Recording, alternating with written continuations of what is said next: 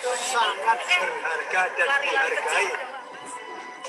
Alhamdulillah bisa umroh bersama Ria, yakin barokah. Alhamdulillah.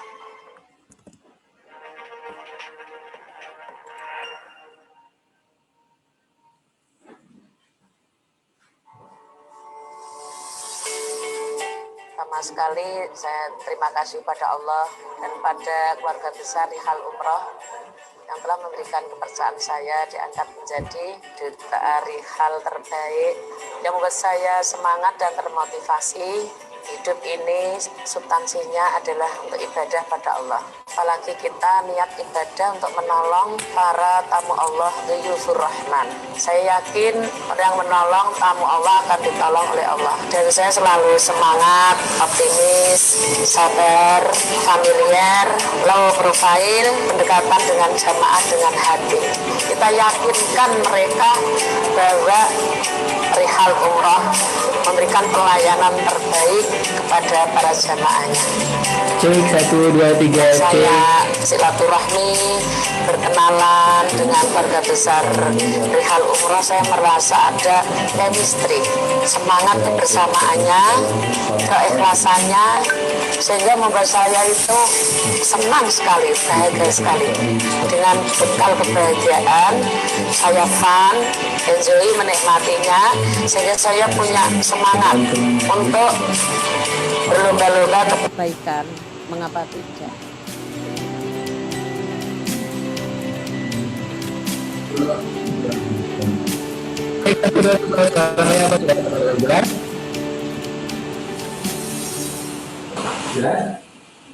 Ya.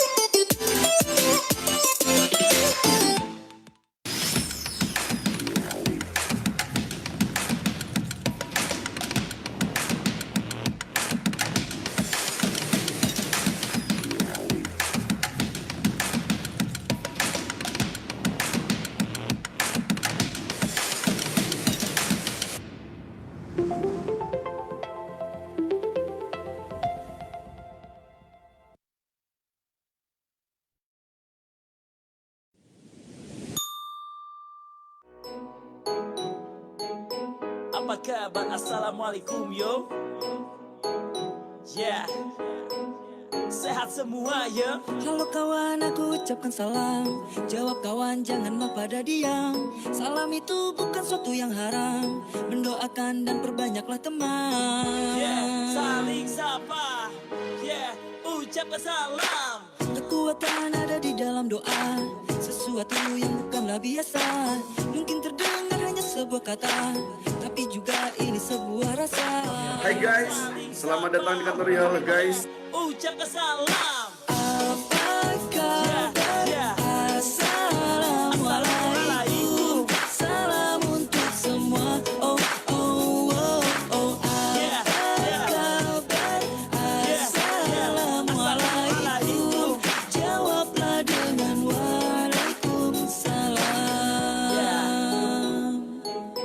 Apa kabar? Assalamualaikum yo. Yup, sehat semua ya. Salam ini salam sesama muslim, bukan cuma untuk orang yang alim. Jawab salam gak perlu harus jaim, yang penting terjalin silaturahmi. Yeah, saling sapa. Yeah, ucapkan salam. Islam agama cinta damai, so kita janganlah suka lebay. Cobalah kita sedikit santai, jawablah salam beramai-ramai. Yeah, saling sapa. Yeah, ucapkan salam. Apa kabar? Yeah. Assalamualaikum. Salam untuk semua. Oh oh oh oh. Apa kabar? Assalamualaikum. Jawablah dengan waalaikumsalam. Ucap salam, jawablah dengan waalaikumsalam. Ayo, jangan malu bro, kita saling ucap salam ajarannya Rasulullah. Apa kabar? Assalamualaikum. Salam untuk semua. Oh oh oh oh. Assalamualaikum. Assalamualaikum.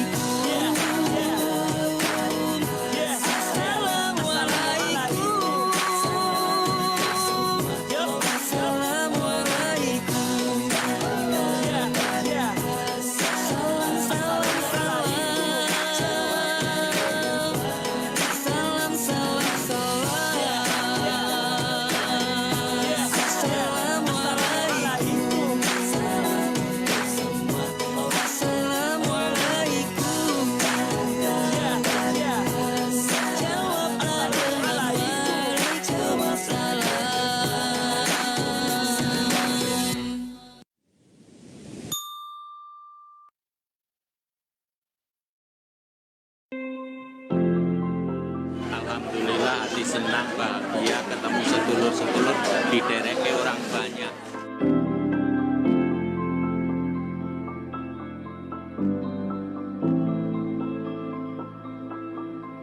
Ketika berangkat ke masjid, utama kalau ada yang sepuh, berangkat bareng satu kamar. Kesempatan untuk kita di tanah suci ini, kesempatan untuk kita saling membantu.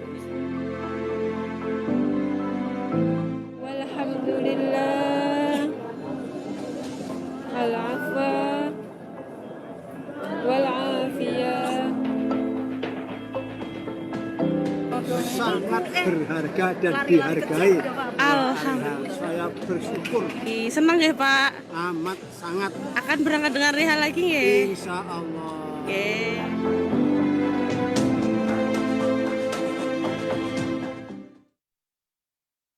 Subhanallah, alhamdulillah, la ilaha illallah. Subhanallah, alhamdulillah, la ilaha illallah. Subhanallah, alhamdulillah, la ilaha illallah. Subhanallah, alhamdulillah, la ilaha illallah. La ilaha illallah, la ilaha illallah. When I see the sunrise, I know it's a brand new day. I'm giving thanks to Allah for showing me the way. And I am feeling alright, cause he is by my side. I know that everything will be okay. So let me hear you say, Allah, you're the most high. I'm thanking you for giving me life. Allah, I know what to do, cause in this life I'm here to please you. Yes, I know that you're the one in control, and that I am.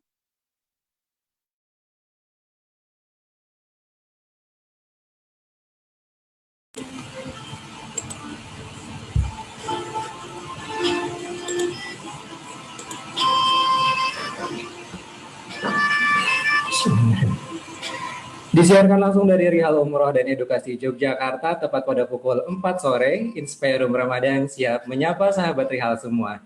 Bismillahirrahmanirrahim. Assalamualaikum warahmatullahi wabarakatuh.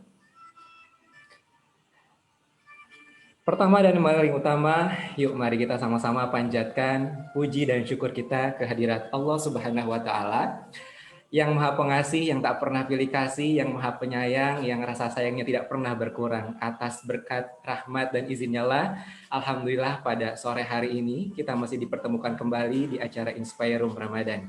Alhamdulillah, salawat beserta salam tidak lupa kita haturkan juga kepada sang baginda kita, kekasih Allah Subhanahu wa Ta'ala, Nabiullah Muhammad Sallallahu Alaihi Wasallam, kepada para keluarganya, kepada para sahabatnya, dan semoga sampai kepada kita nanti selaku umatnya yang mudah-mudahan insya Allah taat hingga akhir zaman. Amin, amin ya rabbal alamin. Jojo ucapkan selamat datang dan selamat bergabung di Inspirum Ramadan, ruang inspirasi, ruang berbagi. Selama 1 jam ke depan, seperti biasa Jojo akan menemani waktu sore sahabat Rihal semua, ngabuburit bareng yang mudah-mudahan insya Allah akan ada faedah insya Allah di dalamnya. Baik Bapak Ibu sahabat Rihal, apa kabar hari ini? Di hari Selasa tanggal 27 April 2021. Bagaimana puasa di 10 hari kedua? Apakah masih lancar atau sudah ada yang bolong? Atau sudah mulai cari baju lebaran sana-sini?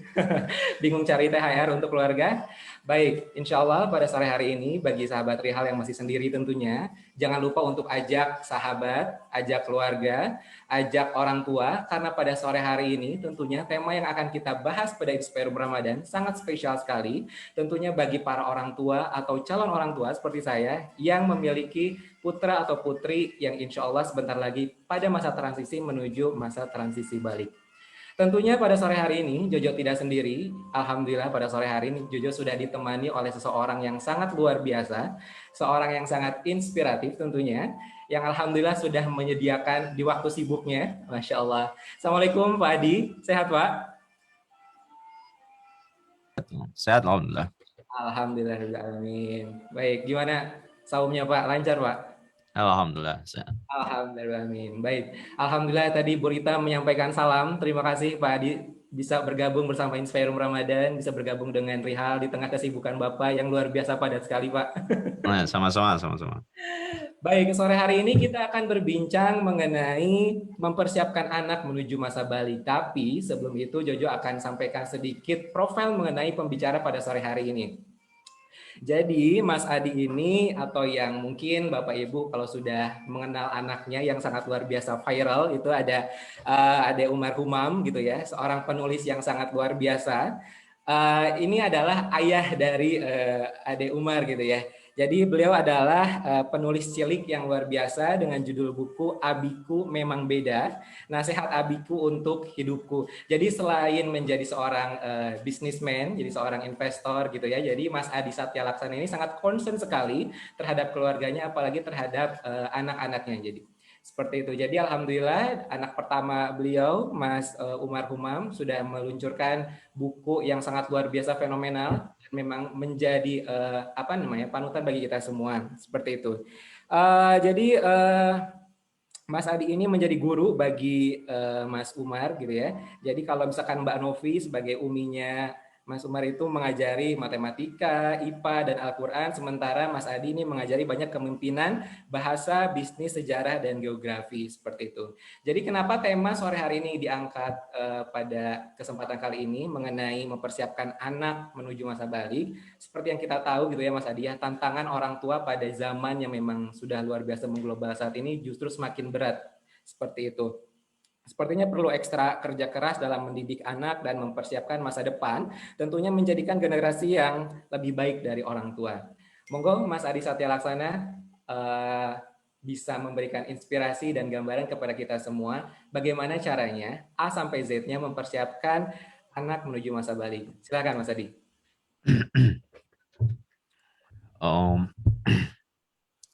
Bismillahirrahmanirrahim. Assalamualaikum warahmatullahi wabarakatuh.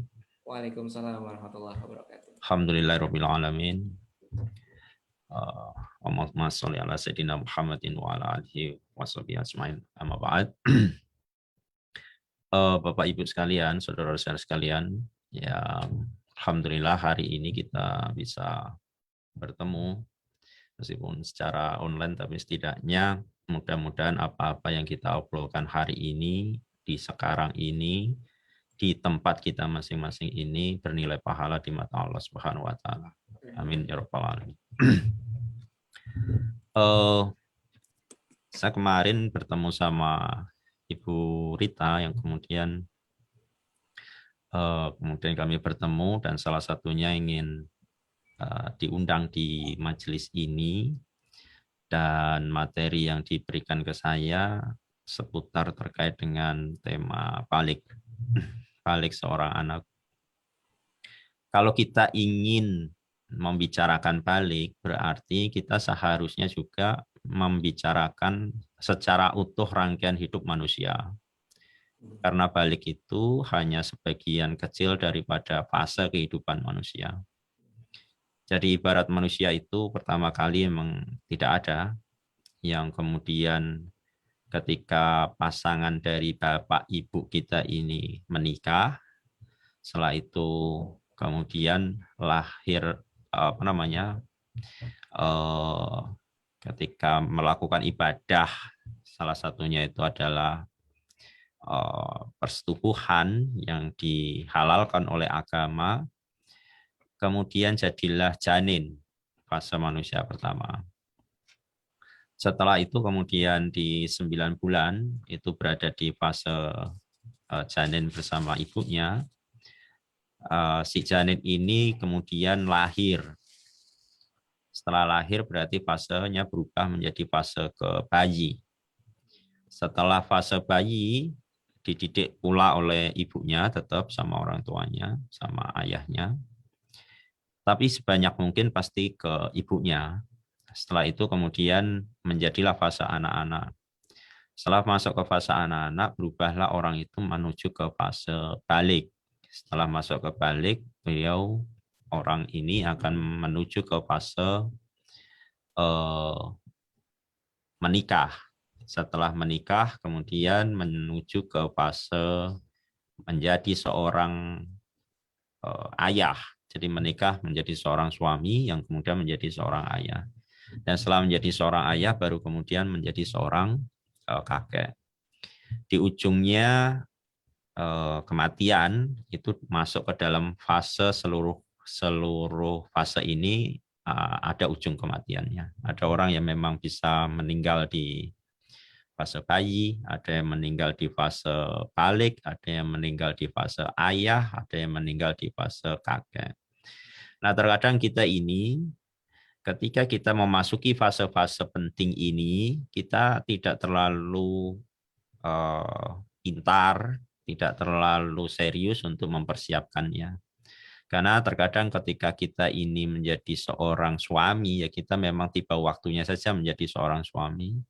Atau ketika kita menjadi seorang ayah, ya tiba waktunya saja menjadi seorang ayah karena memang sudah menikah, kemudian punya anak, tiba-tiba saja menjadi seorang ayah tanpa persiapan.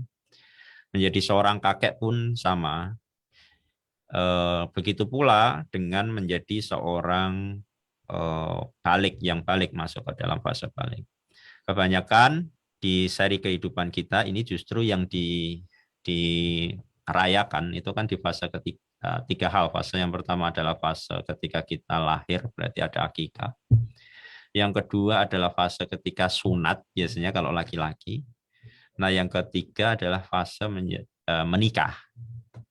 Padahal dalam fase manusia, salah satu yang terpenting itu adalah di fase balik, karena inilah yang menentukan atas perjalanan manusia ini ke selanjutnya. Jadi ini pintu istilahnya adalah persimpangan zaman atau persimpangan fase dari fase anak-anak menuju ke fase dewasanya.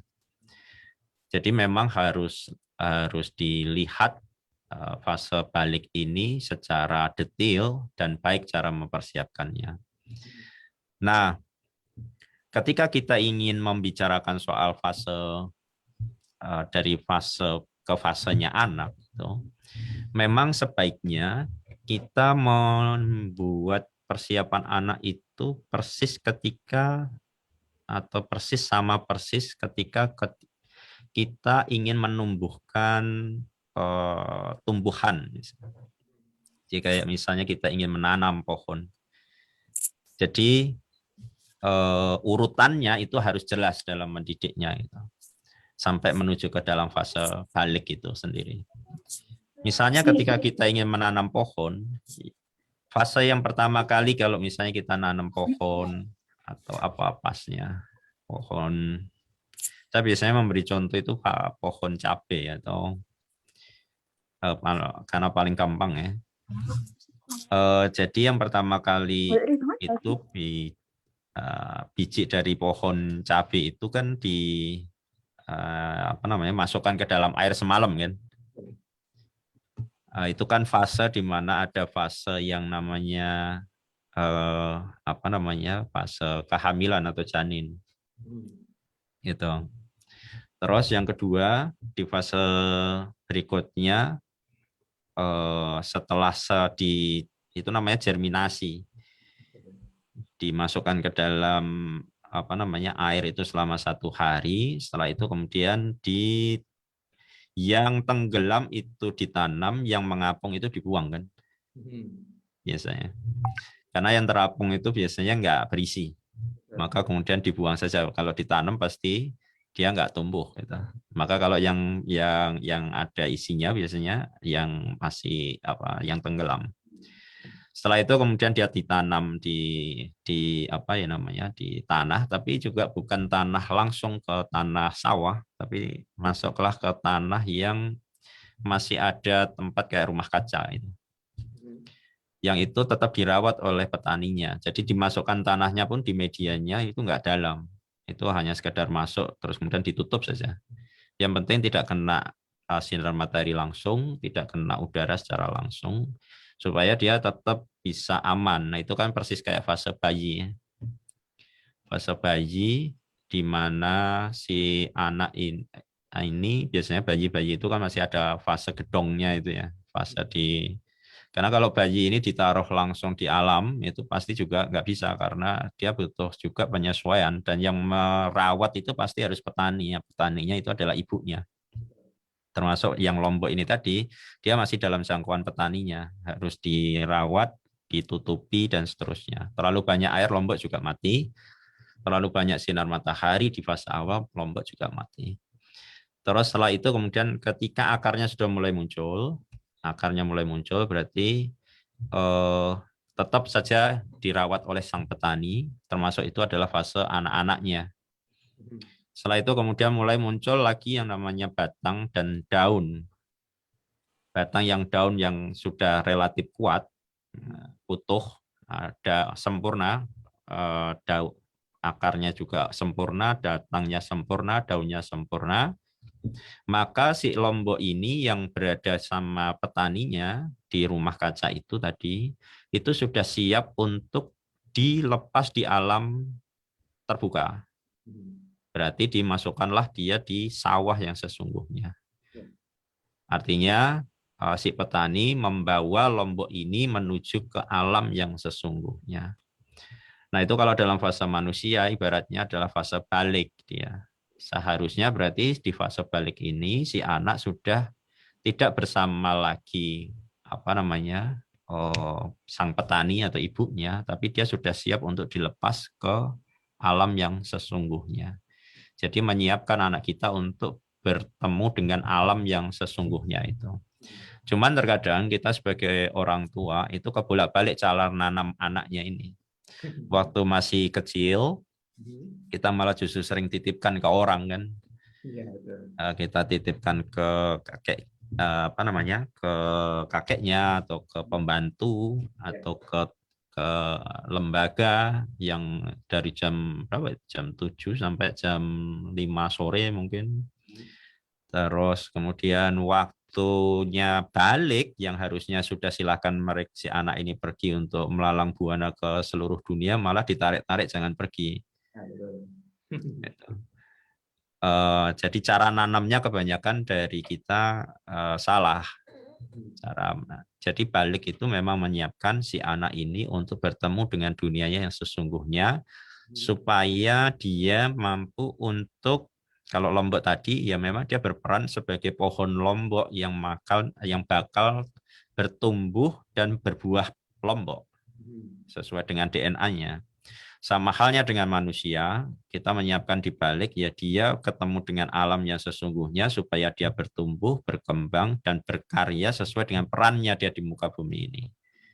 Nah, karya yang terbaik di muka bumi ini itu kan kalau di dalam agama kita akarnya itu sebetulnya kan di dua hal. Yang pertama adalah di nasabnya, yang kedua di hasabnya.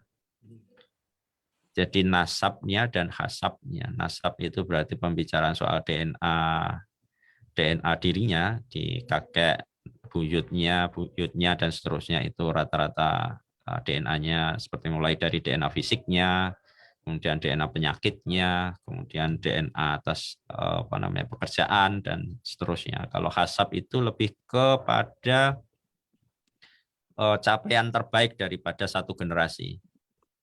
Nah, dulu kakek-kakeknya itu rata-rata capaian terbaiknya apa? Misalnya capaian terbaiknya adalah seorang kiai. Kebanyakan pasti anak ini harusnya DNA-nya nggak jauh-jauh situ.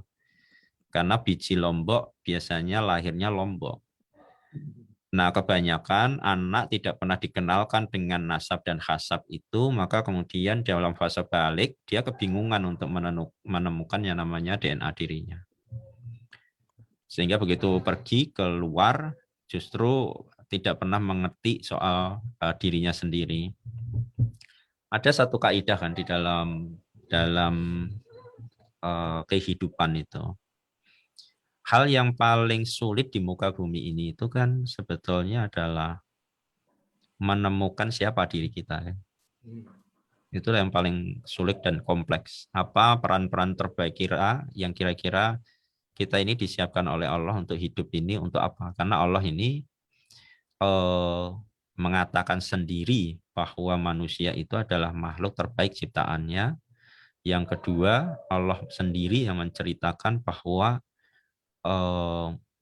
setiap makhluk itu diciptakan tidak untuk dalam kondisi bercandaan atau hal yang kesia-siaan. Pasti ada peran terbaiknya dari setiap makhluk yang diciptakan. Nah, kita sebagai orang tua itu kan berarti kalau dalam konteks seperti ini, dua premis ini, seharusnya kita menjadi pengantar yang baik di setiap fase kehidupan anak kita. Kenapa kita ngantar? Karena memang tugas kita mengantar saja, bukan kemudian memiliki anak kita ini. Kalau misalnya kita bicara dari terminologinya Khalil Gibran itu ya di dalam The Prophet itu, bahwa anakmu bukanlah anakmu, anakmu adalah anak dari zamannya dia sendiri. Artinya memang kita tidak memiliki anak kita, dia makhluk yang hidup sendiri, punya nyawa sendiri, punya ketentuan hidup sendiri. Cuman ada urusan penting bersama kita orang tuanya adalah ada diri kita di dalam dirinya. Ada diri kita di dalam dirinya.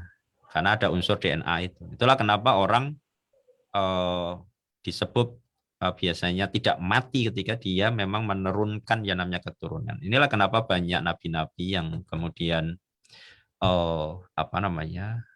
sudah dalam kondisi kebaikan dan gelisah ketika tidak memiliki keturunan. Salah satunya adalah bagaimana supaya kebaikan itu bisa turun-temurun terus-menerus bisa hidup di alam raya ini. Artinya yang harus kita bicarakan berarti adalah seni mengantar.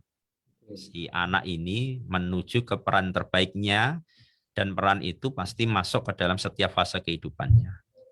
Oke, berarti salah satu yang kita highlight hari ini itu adalah balik.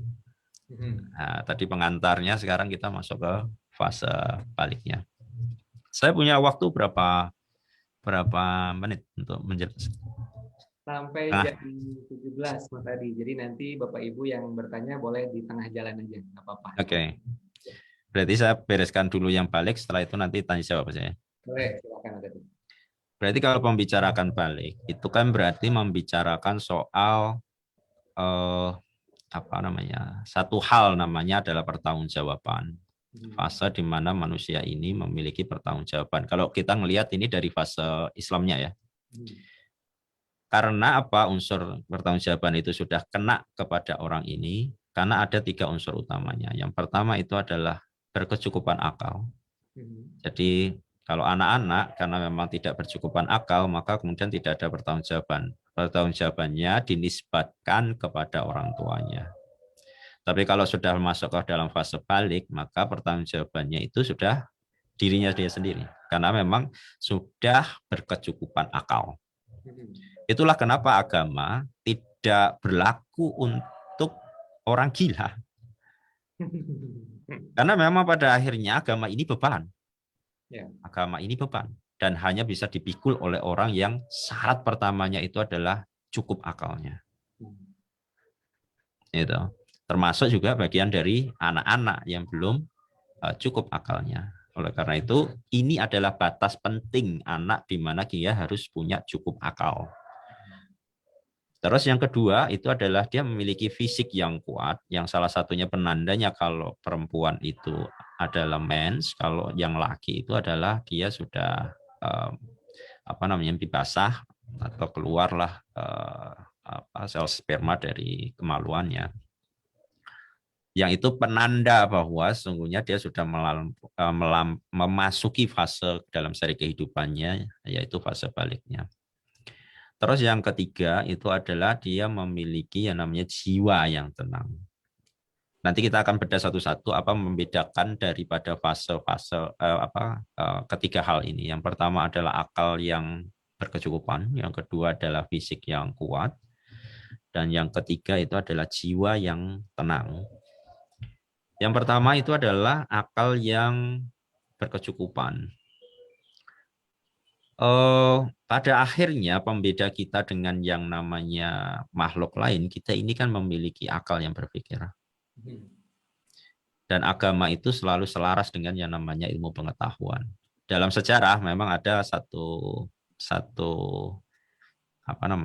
agama yang bertentangan dengan ilmu pengetahuan, dan itu di fase kelam di era gereja, dan itu tercatat juga di dalam sejarah.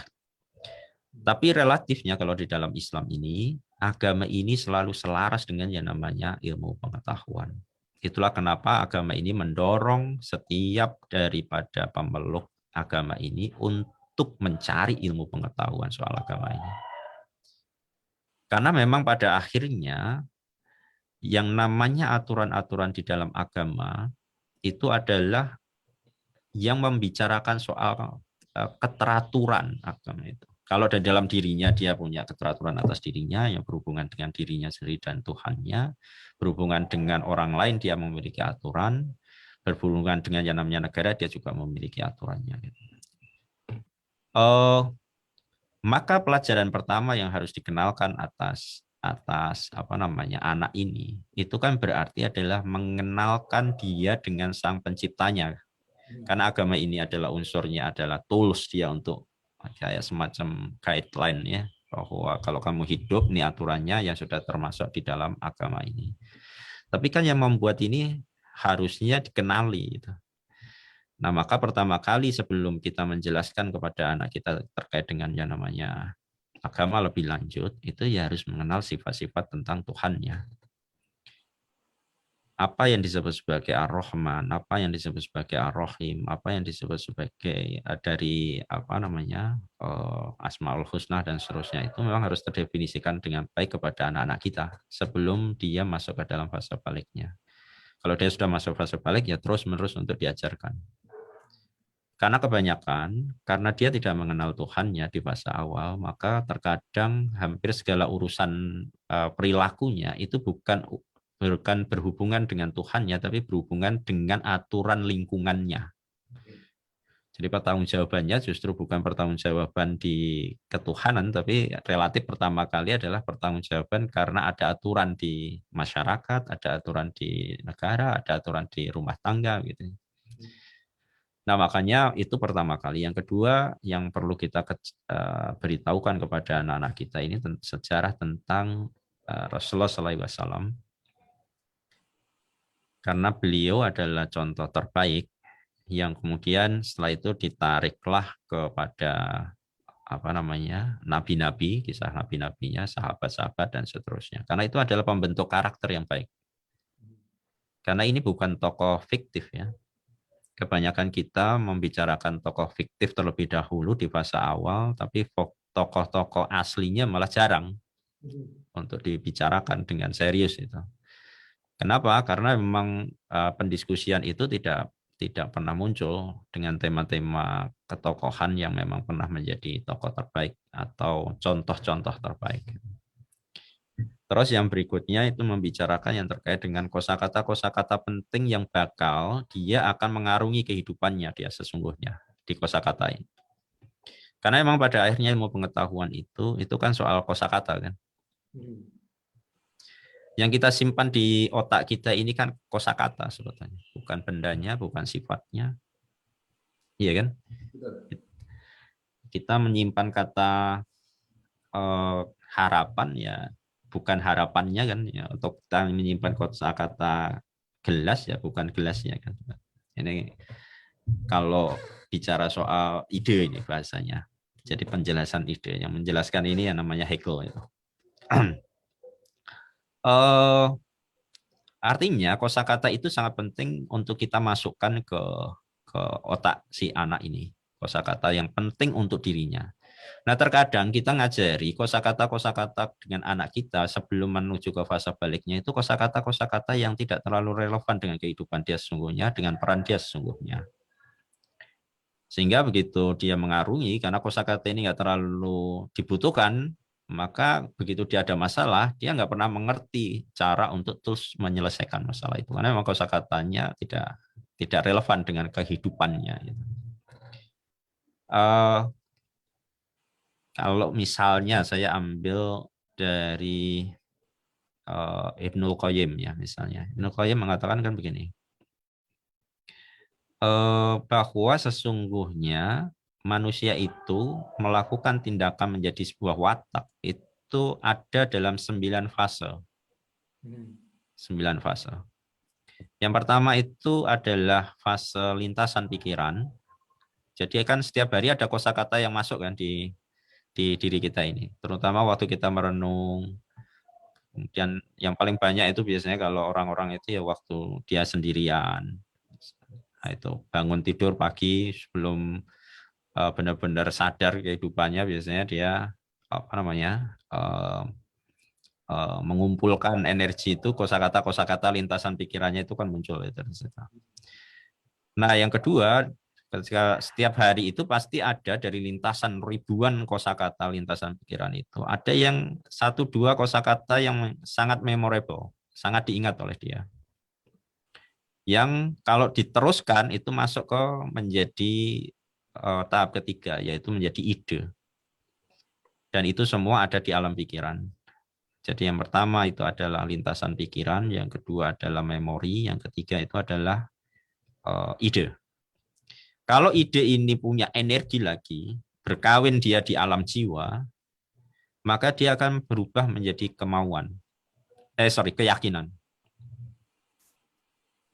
Ketika keyakinan ini dipupuk terus-menerus, keyakinan atas ide ini dipupuk terus-menerus, dia akan berubah menjadi kemauan. Ketika kemauan ini mendapatkan energi terus-menerus di alam jiwa, bahwa ide ini benar, ide ini pasti berhasil, ide ini baik, ide ini bermanfaat, dan seterusnya, maka dia akan berubah menjadi tekad.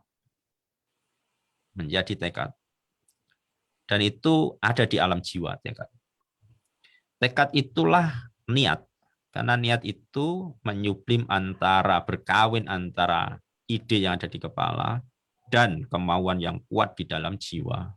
Sehingga berikutnya itu tinggallah yang namanya ke fase fisik, yaitu fase melaksanakan atas tekad yang kuat itu. Berarti adalah perilaku. Jadi fase fisik berarti.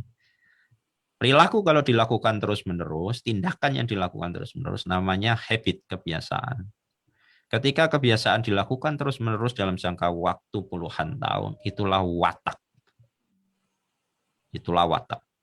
Dan Imam Al-Ghazali mengatakan bahwa watak itu akhlak yang intinya itu adalah mereka orang-orang ini melakukan segala tindakannya itu sudah tanpa mikir lagi. Karena memang sudah melampaui fase 9 fase itu. Jadi merubah watak itu susah. Inilah rahasia kenapa nabi-nabi kemudian diangkat menjadi nabi rata-rata di usia 40 tahun, kecuali Nabi Isa. Karena begitu orang di usia 40 tahun dia tidak masuk ke fase spiritualnya, kita perhatikan baik-baik nanti, di usia 40 tahun dia tidak masuk ke dalam fase spiritual, biasanya dia akan kembali lagi kepada fase anak-anaknya dia, yang segala urusannya itu adalah urusannya, hitungannya fisik. Hitungannya adalah fisik. Maka kita perhatikan ya, ketika ada orang dewasa usia 40, dia nggak masuk ke dalam fase spiritual. Kalau yang dia nggak mampu, dia kayak merengek-rengek, kayak anak kecil meminta segala sesuatu sambil banyak menghayal. Tapi kalau yang sudah mampu, biasanya dia ukurannya ya, misalnya ya nambah beli mobil baru, rumah baru, istri baru. Eksistensinya selalu diukur dari fisik, eksistensinya. Bukan fase spiritualnya, tapi lebih banyak ke fisik ukuran. Maka begitu usia masuk 40, rata-rata orang agak susah untuk dirubah. Karena misalnya orang sudah terlalu banyak berbuat mencuri misalnya, atau berbohong sepanjang 40 tahun itu. Nggak bisa dalam 1-2 hari secara hitungan akal. Kalau dalam terminologi hakikat, apapun yang dilakukan oleh ketentuan Allah pasti bisa. Tapi dalam terminologi syariat agak kesusahan orang hanya dalam waktu sehari atau 2 hari atau 1 tahun tiba-tiba bisa berubah dengan baik.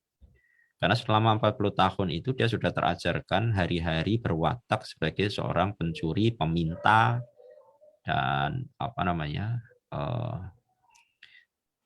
istilahnya misalnya pembohong dan seterusnya. Maka karakter itu dibentuk pertama kalinya yang paling penting berarti di fase pertanggungjawaban, itu kan di fase balik ya. Kalau anak-anak karena belum ada fase pertanggungjawaban, hanya fase mengenal. Tapi begitu sudah masuk anak ini kenal fase pertanggungjawabannya di balik itu, maka tentu saja kita perlu untuk memberi definisi-definisi yang baik terhadap kosakata itu. Nah, paling penting berarti setiap kosakata yang dimasukkan di dalam diri kita lewat otak kita itu kan kemudian berubah menjadi logik, yang berubah menjadi fisik fisik perilaku kan. Jadi segala sesuatu yang kita lakukan pasti sudah ada pikiran di dalam alam pikiran kita. Oleh karena itu hati-hati kita dalam memberikan kosakata kepada anak kita. Itu poinnya. Berilah kosakata terbaik kepada anak kita. Kosakata yang memang relevan dengan kehidupannya yang bakal dibutuhkan oleh dirinya. Karena apa-apa yang disimpan di dalam kosakata otak kita yang berupa kosakata itulah yang berubah nanti menjadi perilaku. Oleh karena kalau kita ini sering memberikan kosakata anak kita ini dengan kosakata yang buruk, mencuri, kemudian berbohong, kemudian hal-hal yang tidak produktif misalnya, ya nanti perbuatannya pasti akan menjadi sesuai dengan kosakata itu. Karena kosakata ini menular menjadi tindakan, dan begitu orang ini ketemu yang namanya tindakan itu, orang ini akan menularkan kepada orang lain. Karena sejatinya dosa dan pahala itu sama-sama menular. Dosa satu akan membawa dosa yang lain, pahala satu akan membawa pahala yang lain. Jadi kalau kosakatanya itu yang diisikan kepada anak kita ini kosakata yang remeh-temeh, ya dia akan menghidupi dirinya dengan kehidupan yang remeh-temeh. Tapi kalau kemudian anak ini sudah dikasih dengan yang namanya kosakata yang memang penting untuk dirinya, kebermanfaatan dirinya, peran dirinya di muka bumi ini yang terbaik, pasti dia akan memiliki tindakan-tindakan yang terbaik. Itu poinnya. Nah, berarti setelah mengenal Allah, kemudian mengenal Rasul, nabi-nabinya, kita kenalkan pula lah yang namanya kosakata penting itu tadi. Yang pertama, itu adalah dengan yang namanya kosakata harapan. Karena memang pada akhirnya kehidupan ini, orang itu hidup, itu pada akhirnya mengejar harapannya.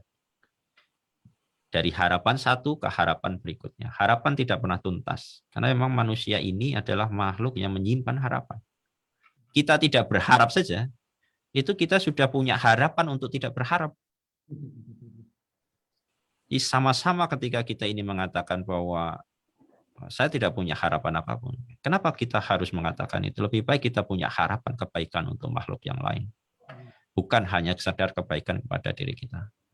Karena toh pada akhirnya tidak berharap itu pula harapan. Jadi kosakata harapan itu sangatlah penting. Yang kedua adalah kosakata ilmu pengetahuan. Terus yang berikutnya adalah kosakata soal amal, kosakata tentang yang terkait dengan misalnya cinta. Karena memang hanya manusia yang mengetahui kosakata ini. Kosakata tentang memberi, kosakata yang terkait dengan rezeki, karena anak kita nanti, terutama yang soal headline yang rezeki ini, kebanyakan anak itu tidak dididik untuk melakukan yang namanya mengenal yang namanya rezeki dengan baik.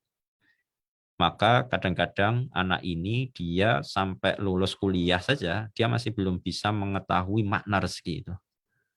Rata-rata kerezekiannya itu dinisbatkan kepada orang tuanya, sehingga anak ini menjadi beban terhadap orang tuanya hingga usia 25 sampai 27.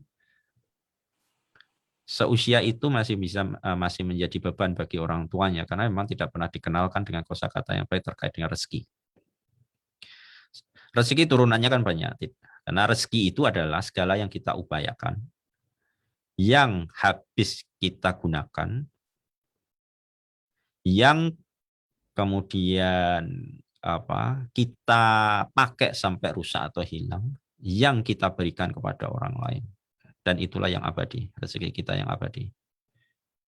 Artinya segala yang diupayakan yang habis, dan yang kita pakai, dan yang kita beri kepada orang lain, itu ruang lingkupnya itu kan banyak hal berarti. Ada makanan, karena kita perlu rezeki makan kan hari ini. Terus kemudian kita perlu juga rezeki terkait dengan misalnya sebagai alat tukar itu kan uang. Mendefinisikan uang itu kadang-kadang tidak diajarkan karena memang pergaulan soal kosakata ini dengan seri kehidupan kita di sehari-hari, kebanyakan kan anak-anak kita ini kehidupan sehari-harinya yang pertama kan di keluarga. Yang kedua itu ada di tempat tongkrongan dia, tempat bermainnya dia. Yang ketiga di sekolah kan. Tapi makna rezeki, makna uang itu tidak banyak dijelaskan. Di keluarga juga jarang sekali orang tua menjelaskan soal ini. Padahal uang ini kan makhluk. Dia makhluk netral. Persis layaknya yang namanya gelas, persis layaknya yang namanya pakaian, persis namanya piring, persis namanya sendok. Dia makhluk yang netral. Karena dia makhluk yang netral, maka tergantung yang menggunakan. Kalau yang menggunakan ini adalah orang baik-baik, dia akan bermanfaat baik-baik. Kalau dia digunakan oleh orang yang dalam kondisi yang punya kejahatan, ya dia akan berubah menjadi agenda-agenda kejahatan. Nah, persoalannya kita tidak pernah dikenalkan karakter-karakter uang ini, karakter-karakter rezeki dari Allah gitu. Tidak pernah dikenalkan dengan apa sih sebetulnya hakikat makan. Kenapa kita perlu untuk mendapatkan rezeki makan. Dan seterusnya, intinya yang paling penting bagi kehidupan termasuk nanti kalau saya memang kosakata itu saya ajarkan kepada anak, termasuk misalnya investasi ke anak saya sudah saya ajarkan sejak usia 8 tahun mengenal investasi di fase awal. Karena saya selalu berpikir bahwa kamu harus memikul beban banyak orang, jangan hanya sekedar menjadi kaum peminta, maka kamu harus paham kosakata ini dengan benar. Karena kosakata ini banyak dilatih di istilahnya orang luar, tapi kita sendiri di internal kita di dalam agama kita jarang untuk karena ini sama-sama makhluk gitu. Masjid itu ya makhluk yang kita harus antarkan peran terbaiknya masjid-masjid itu. Termasuk uang itu juga makhluk yang kita harus antarkan uang-uang itu kepada peran-peran terbaiknya karena dia anak tukar kan. Artinya berarti di berkecukupan akal itu berarti apa? Adalah anak ini mengetahui tentang satu hal, yaitu seni mendefinisikan segala sesuatu. Itu intinya. Seni mendefinisikan segala sesuatu. Cara dia mendefinisikan segala sesuatu berarti otak ini kan dipaksa untuk dua hal berarti harusnya. Paling gampang ya. Yang pertama dia temui guru saja. Pasti dia akan tahu itu definisi ini karena guru kan banyak yang menceritakan. Yang kedua adalah buku. Karena inti dari pendidikan aslinya cuma dua itu. Dari guru dan buku. Gedung itu hanya tools saja. Itu hanya tools. Ya, nggak peduli gedung lantai 7, lantai ini kalau gurunya nggak terlalu pintar untuk kemudian nggak terlalu baik dalam mendefinisikan segala sesuatunya ya buat apa? Gitu. Oleh karena itu yang harus dididik anak untuk berkecukupan akalnya itu adalah kalau anak saya ajarkan insting seni mencari guru dan buku terbaiknya. Insting mencari guru dan buku terbaiknya. Makanya seni kehidupannya dia adalah mengarungi seluruh dunia ini untuk mencari guru, bukan mencari lembaga. Karena saya tidak mengajarkan anak-anak saya ini mencari lembaga, tapi mencari personal gurunya. Dan hidup hari-harian bersama gurunya. Itu adalah cara terbaik dalam mengcopy paste ilmu pengetahuan. Karena itu sudah diajarkan oleh Rasulullah SAW. Karena Rasulullah SAW ini mendidik dari generasi mudanya. Kan waktu beliau diangkat jadi Rasul itu generasi tua banyak menuntut kan, banyak menentang. Tapi Rasul sangat tahu peta daripada kaum Quraisy karena ada sanad dan hasab itu. Yang misalnya generasinya Abu Thalib itu ya kebanyakan adalah dari seorang ilmuwan dan agamis karena memang ke atasnya nabi-nabi. Kalau yang dari Bani Adi itu ya rata-rata tentara. Kalau dari Umayyah ini ya rata-rata adalah pedagang dan seterusnya. Karena Rasul punya peta itu maka beliau masuk ke generasi yang lebih mudanya. Nah, hidup Rasulullah bersama mereka, hari-hari bersama mereka. Jadi dididik selama 24 jam. Nah, itu cara terbaik dalam mengajarkan berkecukupan akal kepada anak kita sebelum di fase baliknya itu. Terus yang berikutnya itu adalah memiliki fisik yang kuat. Memang pada akhirnya fisik ini itu adalah kendaraan bagi kita. Ini adalah kendaraan bagi kita. Dan ini kendaraan satu-satunya kita miliki di muka bumi ini. Kalau kita tidak pernah mengerti karakter fisik kita, jenis kendaraan fisik kita, dan tidak pernah diajarkan anak ini kepada fisiknya, ya dia akan gampang merusaknya. Dia akan gampang merusaknya. Kalau kita nggak pernah memberikan soal nasab kepada dirinya, gen yang terkait dengan fisik keluarganya. Misalnya kalau saya ada unsur misalnya diabetes, unsur kolesterol itu turun-temurun itu sampai ke atas itu. Kalau saya nggak kemudian ajarkan juga kepada anak saya, maka dia gampang lalai dan gampang kemudian merusak kendaraannya. Padahal kalau kendaraan ini rusak, dia sudah nggak bisa pindah kemana lagi. Ganti hati saja itu kan mahal sekali. Ganti ginjal saja mahal sekali. Dan saya selalu mengajarkan kepada anak saya, kalau hal-hal yang sifatnya ganda di dalam tubuhmu, itu berarti Allah kasih kerja double. Maka kamu harus perhatikan semua hal yang ganda di tubuhmu. Mata, telinga, kemudian paru-paru, ginjal. Itu kamu harus lebih serius dalam memperhatikannya. Karena dia bekerja ganda dibandingkan dengan organ yang lain. Nah, kita lihat begitu kita tahu bahwa dua organ ini itu punya masalah, biasanya akhir kematiannya itu dekat sekali. Misalnya ginjal kan? Iya kan? Gitu. Nah, artinya hal-hal seperti ini harus kita ajarkan kepada anak kita, termasuk juga general check up setiap 6 bulan, kemudian membicarakan soal latihan fisik yang terbaik. Karena kebanyakan kita selalu berbicara soal satu hal di dalam fisik kita ini selain. Karena kadang-kadang kita selalu bicara diet gitu ya di era-era sekarang ini. Tapi mengetahui DNA kita itu sama saja. Karena prinsipnya menjaga fisik ini adalah habit yang menjadi watak. Karena ini adalah kendaraan bagi kita sekali lagi. Termasuk pula yang namanya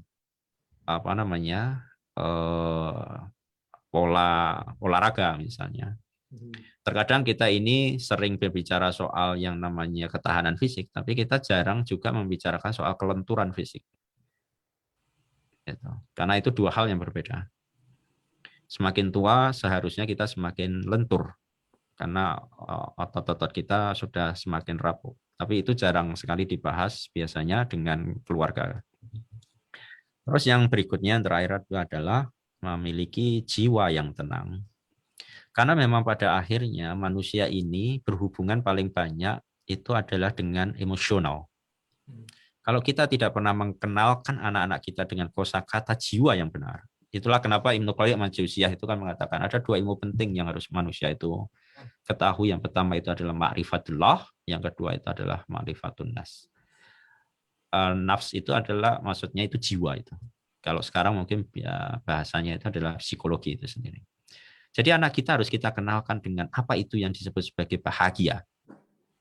Apa itu yang disebut sebagai sedih. Apa itu yang disebut sebagai marah. Apa itu yang disebut sebagai putus asa. Apa itu yang disebut sebagai yang namanya ketenangan. Apa itu yang disebut sebagai cinta. Apa itu yang disebut sebagai kekhawatiran. Rasa malu. Hal-hal seperti itu harus kita jelaskan. Kenapa? Karena itu menular. Tidak hanya bermasalah untuk dirinya, tapi menular juga kepada orang lain. Itulah Rasulullah SAW. Begitu Rasulullah SAW mengatakan kepada kita, kalau kamu marah, ya duduk. Kalau nggak kuat, ya wudhu. Kalau nggak kuat, ya tidur. Itu supaya apa? Supaya kita sedikit memberi jeda kepada akal kita untuk tenang dan berpikir bahwa kalau kamu marah, akibat kemarahannya itu lebih parah daripada kemarahanmu. Tapi kosakata marah itu setidaknya kita dudukkan, kita terima dulu, oh bahwa ini marah, kalau saya lanjutkan nggak baik gitu. Karena kebanyakan orang karena dia nggak pernah memiliki kesadaran atas marah, sedih, ya dibablasin aja. Maka kemampuan orang itu adalah untuk mengandalkan emosionalnya itu adalah dia mengerti soal semua hal yang terkait dengan kosakata itu dan memahami, menerima. Karena memang kosakata itu akan ada terus di dalam diri kita. Kita nggak akan pernah bisa menghilangkan kesedihan. Karena jelas di dalam Quran juga banyak ayat-ayat yang membicarakan soal hadiah kepada Rasulullah SAW supaya tidak bersedih. Tapi kita harus paham bahwa itu kita manusia yang pada akhirnya ada gembira, ada sedih, ada marah, dan seterusnya. Tapi yang kita harus lakukan adalah kita menerima dan kita tidak terlalu berlarut di dalam kesedihan itu. Kalau kita tidak pernah membicarakan soal kosakata ini dengan benar, terkadang kita menerima saja kita ini susah. Misalnya begini.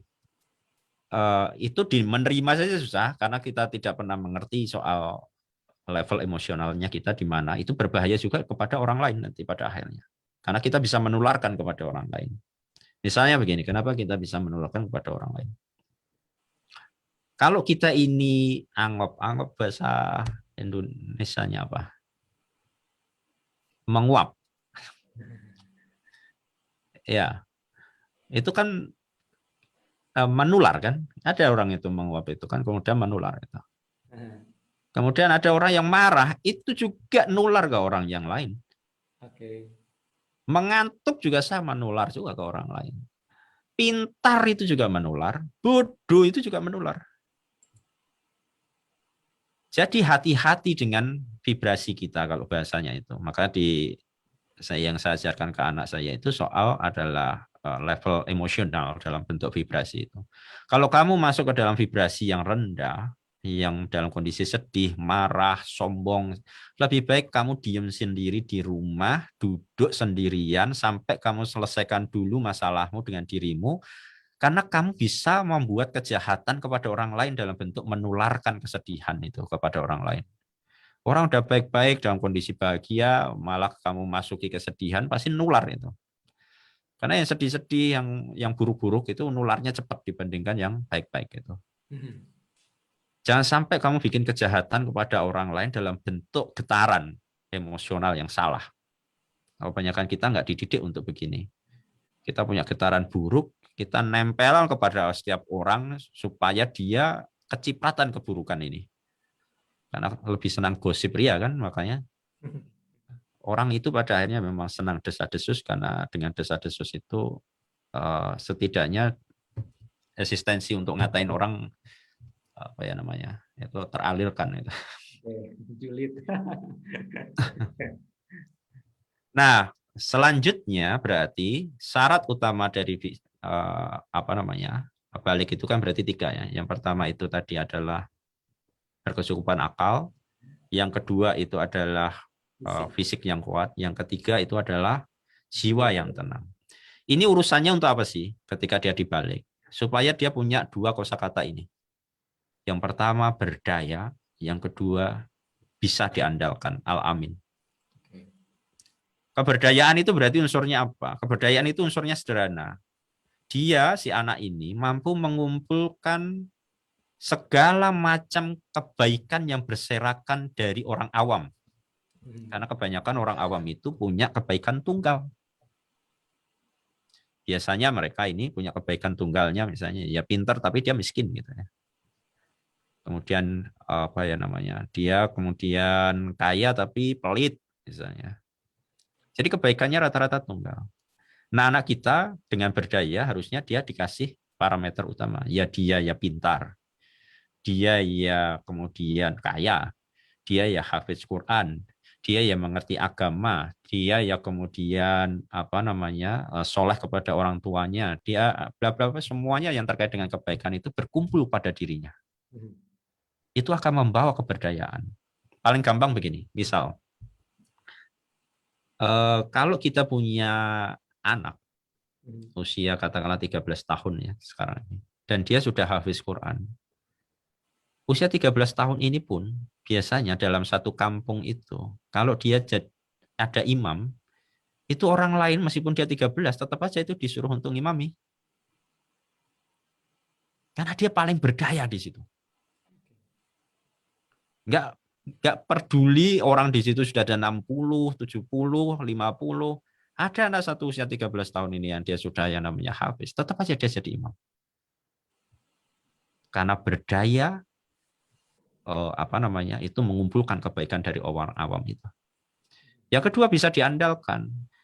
Orang yang bisa diandalkan itu memang syaratnya berdaya dulu. Baru dia bisa menyelesaikan masalah orang lain.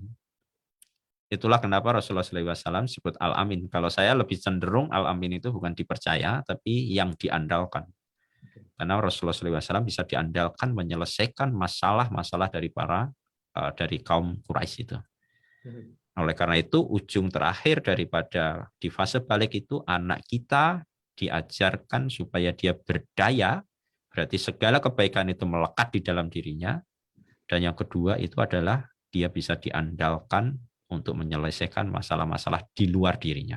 Wassalamualaikum warahmatullahi wabarakatuh. Waalaikumsalam warahmatullahi wabarakatuh. Syukran Mas Adi untuk ilmunya. Ini luar biasa sekali ya sahabat Rihal. Jadi sore hari ini kita diajarkan bagaimana menjadi pengantar yang baik. Kita belajar mengenai seni mengantarkan anak-anak kita yang baik, yang ujung-ujungnya tadi menjadi seseorang yang berdaya dan bisa diandalkan. Masya Allah. Mas Adi, ini ada beberapa pertanyaan. Salah satunya dari Mas Sugeng. Mas Adi, bagaimana caranya mencari guru bukan lembaga, hidup bersama guru 24 jam, prakteknya bagaimana sih? Seperti itu. Apakah memang tidak harus sekolah formal? Mohon pencerahannya, Mas Adi. Oke.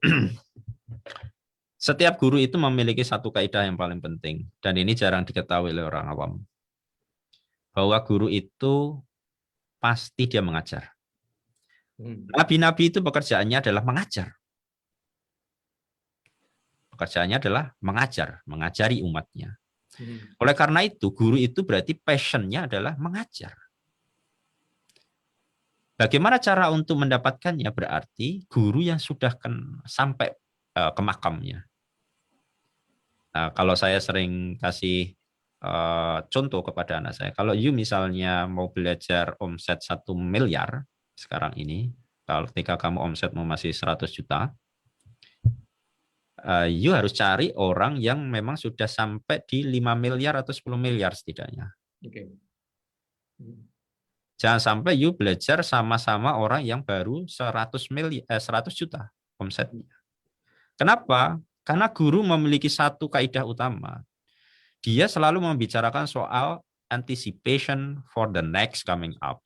Okay. Jadi guru itu mampu untuk memberitahu kepada kita antisipasi apa sih yang akan terjadi berikutnya kepada kita. Karena dia sudah nyampe kan.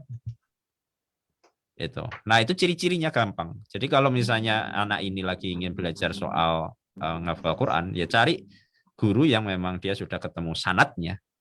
Karena kebanyakan kita ini berketemu guru yang menghafal Quran, tapi gurunya sendiri belum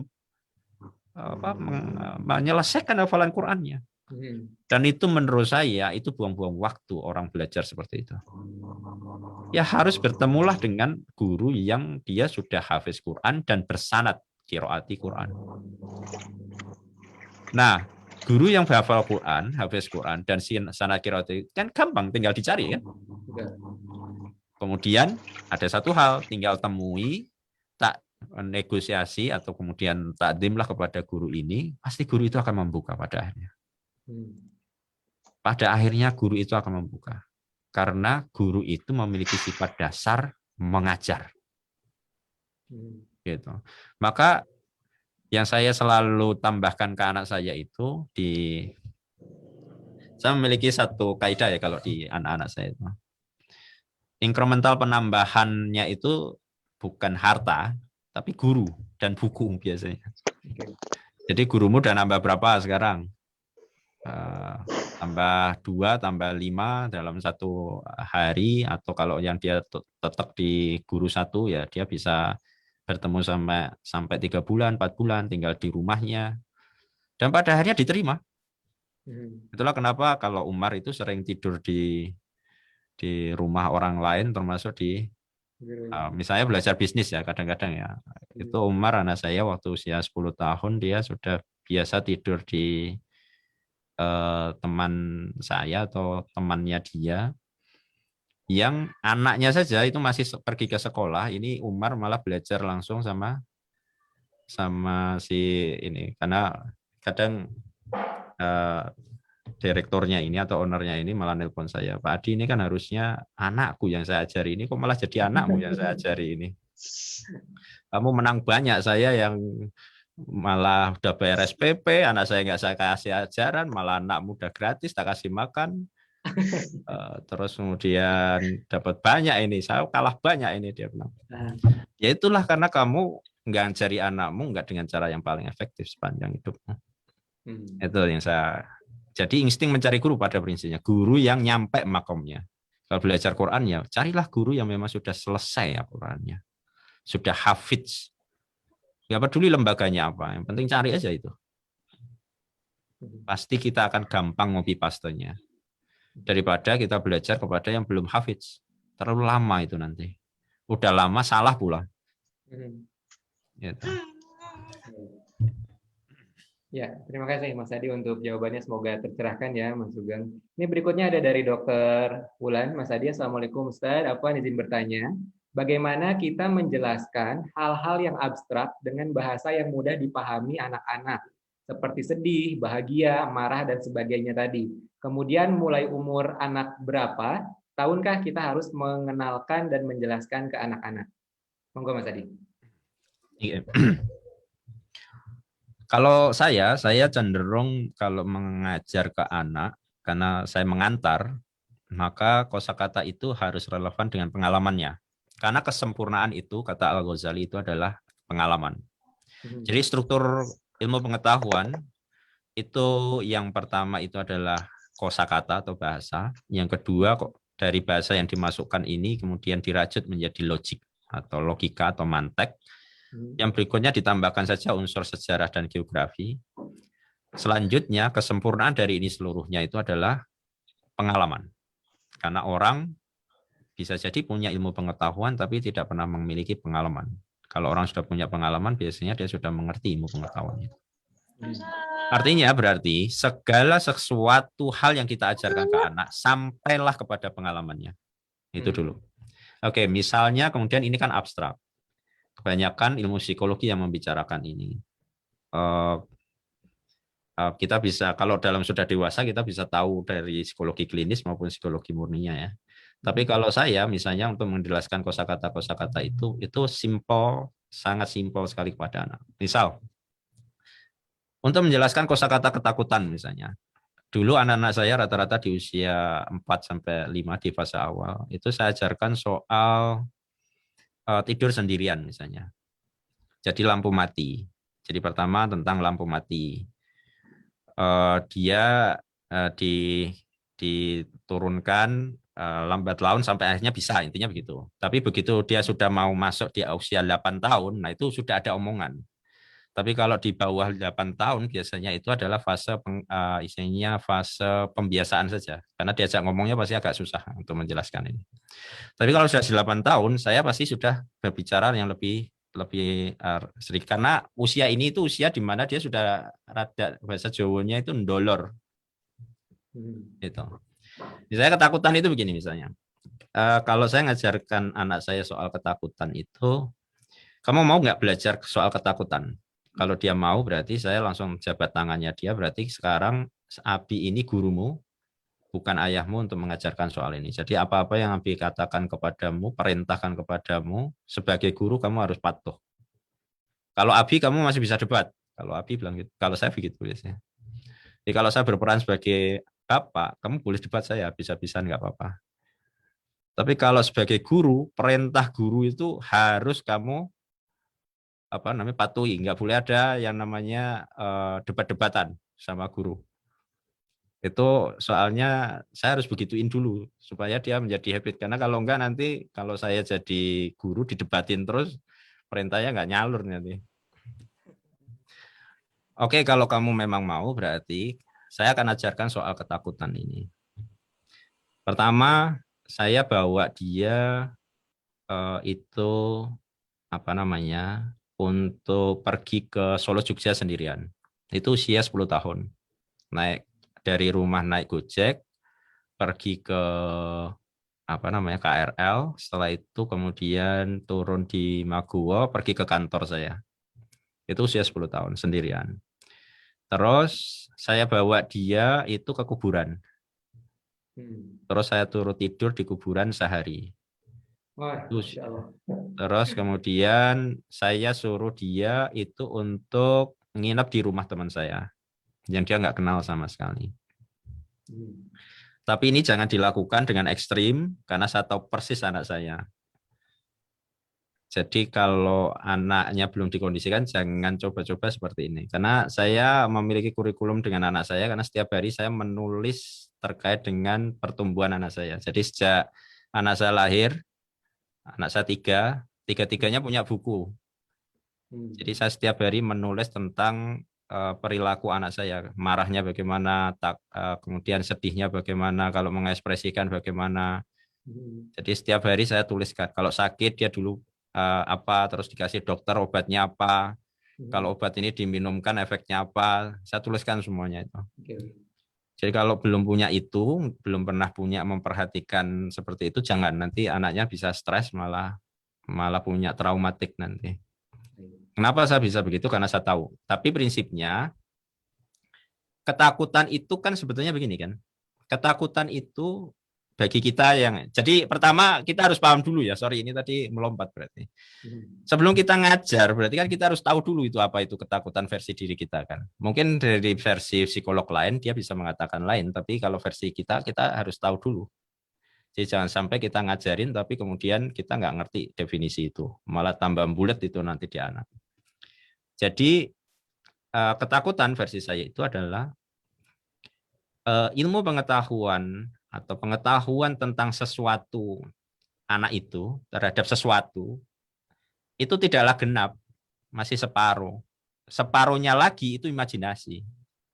Misal kalau anak ini dimasukkan ke dalam kuburan karena ilmu pengetahuan dia soal kuburan, kematian itu nggak genap, maka ada unsur satu daya imajinasi dalam pikiran dia yang berkembang dan tumbuh karena dia nggak komplit. Nah, cara saya untuk mengajari dia rasa ketakutan itu adalah pertama kali ya saya bawa dia jam 9 malam ke kuburan. Waktu itu ngapain sih Bi ke sini gitu. Ayo kita pulang. Ya, setelah itu kemudian balik saya. Terus besoknya tak bawa lagi. Kalau awal mungkin 5 menit, besoknya setengah jam. Nggak ngapa-ngapain juga di situ. Ya sambil ngobrol saja.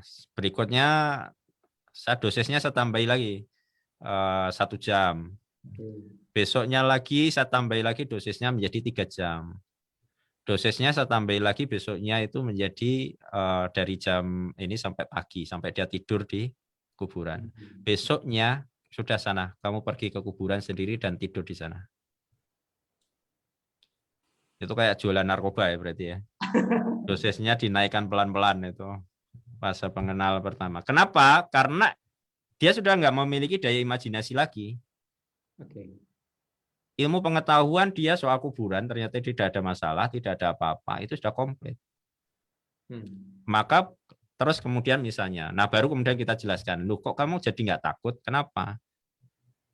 Oh iya ya, karena kan saya waktu tidur sama Abi itu nggak ada masalah, ya saya tidur ya baik-baik aja, tidur ya tidur aja. Gitu.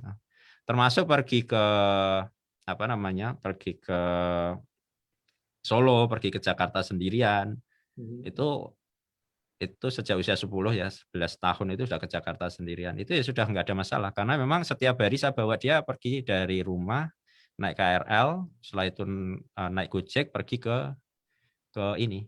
Jadi dia, ilmu pengetahuan dia soal KRL, ilmu pengetahuan dia soal kereta, itu nggak ada masalah. Karena emang kereta, oh ternyata baik-baik aja, nggak ada masalah ternyata. Nah, kebanyakan kita sebagai orang tua, itu adalah merasa khawatir dengan anak kita dan tidak percaya dengan anak kita. Itu persis ketika anak kecil lari-lari kemana-mana, naik turun, naik pergi tangga, naik ke genting segala macam. Itu yang takut kan orang tuanya, bukan anaknya. Anaknya baik-baik aja sebetulnya. Tapi karena kita ini punya kekhawatiran yang tinggi, maka anak nggak berkembang. Selalu bicara jangan, dan terus. Dan itu toksik betul itu untuk anak kita. Maka kita harus sadar juga kalau anak ini dipersiapkan balik, jadi ya jangan sering-sering dikhawatirin gitu. Nah, kalau kita ini sering-sering mengkhawatirkan anak kita, ya dia nggak berkembang. Yang paling penting adalah kita kelola keamanannya. Misalnya anak ini jalan pergi ya waktu itu ya, pertama kali dia saya lepas, ya tetap saja yang namanya orang tua ya, saya ngintil di belakang, tapi nggak ketahuan sama dia kayak spionase gitu aja. Atau kalau enggak saya lagi sibuk, saya kirim orang. Gitu. Saya kirim orang untuk kemudian memantau setidaknya dia aman sampai tempat, habis itu laporan ke saya. Kalau enggak ya saya sendiri, termasuk pergi ke kuburan ya saya begitu. Gitu. Karena ini adalah fase untuk membuat anak supaya berdaya dengan ketakutannya dan bisa diandalkan ngurusi masalahnya. Termasuk kebahagiaan. Bahagia juga sama, saya biasanya mengajarinya lewat makan. Karena makan itu adalah puncak kebahagiaan dari manusia. Nah, di situ nanti ada makan dan seterusnya. Umar menjelaskan itu di bukunya sih kalau yang itu, di jilid kedua ya. Mungkin itu. Baik, Masya Allah, tabarakallah. Baik, terima kasih Mas Adi atas pencerahannya. Jadi Dokter Wulan, semoga tercerahkan ya dokter. Jadi Alhamdulillah, karena waktu juga memang sangat terbatas, Alhamdulillah sudah lebih dari jam 5. Masya Allah, terima kasih Mas Adi atas ilmunya. Semoga menjadi amal jariah bagi Mas Adi dan bisa bermanfaat juga bagi kita semua. Amin, amin, ya Rabbal Alamin. Baik, jadi kalau misalkan Jojo simpulkan bahwa di tema sore hari ini mempersiapkan anak menuju masa balik, tugas kita sebagai orang tua adalah menjadi pengantar yang baik. Jadi ini berbicara mengenai seni mengantar yang ujung-ujungnya kita menciptakan si anak itu menjadi seorang yang berdaya dan bisa diandalkan. Alhamdulillahirrahmanirrahim. Terima kasih sekali lagi saya ucapkan kepada narasumber pada sore hari ini, Mas Adi Satya Laksana yang sudah mengorbankan menyediakan waktu yang sangat sibuknya bagi kita semua. Terima kasih Mas Adi. Dan saya Ya, ucapkan sama-sama. juga terima kasih kepada seluruh sahabat Rihal yang sudah bergabung, sudah join pada kesempatan sore hari ini. Namun sebelum ditutup, Jojo menyampaikan bahwa bagi Bapak Ibu yang berkenan untuk mendapatkan materi seluruh materi presentasi Inspirum bisa langsung mengisi link yang sudah tertera di kolom chat box. Bapak Ibu juga bisa memberikan evaluasi kepada kami selaku penyelenggara Inspirum Ramadan untuk bisa memperbaiki ke depannya seperti apa. Baik, untuk menutup acara sore hari ini, kami mohon kepada Bapak Ibu semua untuk bisa menghidupkan videonya agar kita coba foto bersama-sama. Ini seperti ritual gitu ya Mas Adi, karena kita punya ritual setiap mengakhiri acara kita foto bersama walaupun memang secara virtual. Seperti biasa gaya andalan Rihal, tangan seperti ini. Bilang 1 2 3 Rihal, tahan.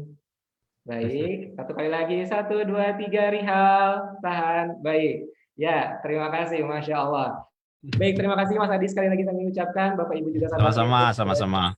Ya, baik, jangan lupa esok hari masih di jam dan tempat yang sama. Untuk besok ada materi yang akan disampaikan oleh Coach Wulan mengenai sinergi papa mama mendidik anak tanpa khadimah. Baik, terima kasih. Kami ucapkan sekali lagi mohon maaf atas segala kekurangan. Wabillahi taufiq wal hidayah. Wassalamualaikum warahmatullahi wabarakatuh. Waalaikumsalam warahmatullahi wabarakatuh. Matur suwun Pak Adi.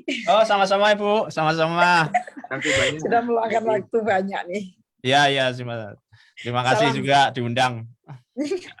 Salam buat Pak Novi dan keluarga putra putri. Iya Bu, sami-sami. Insya Allah nanti.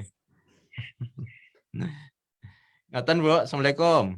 Waalaikumsalam warahmatullahi wabarakatuh. Terima kasih kepada seluruh peserta Inspirum Ramadan. Jangan lupa untuk besok untuk bisa bergabung kembali di acara yang sama karena besok ada Coach Wulan yang akan menyampaikan materi mengenai sinergi papa mama mendidik anak tanpa khadimah. Selamat mempersiapkan untuk waktu berbukanya, ngabuburit yang luar biasa bersama keluarga, insya Allah berfaedah. Tetap semangat menjalani puasa Ramadan walaupun di tengah pandemi seperti ini, Bapak Ibu sahabat Rihal. Terima kasih banyak, tetap saling mendoakan dan semoga selalu berkah bagi kita semua. Jojo akhiri, terima kasih. Assalamualaikum warahmatullahi wabarakatuh.